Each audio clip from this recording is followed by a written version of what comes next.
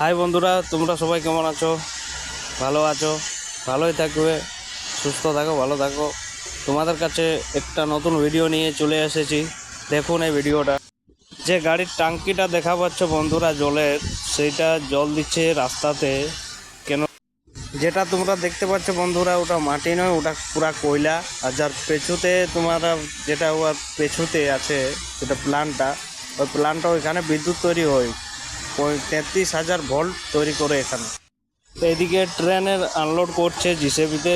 তাই জিসিবিগুলো এই গাড়িগুলোকে ভরিয়ে ভরিয়ে দিচ্ছে আর প্ল্যান্টে পাঠিয়ে দিচ্ছে। তো ওই লাল মিট্টিটা ওঠে।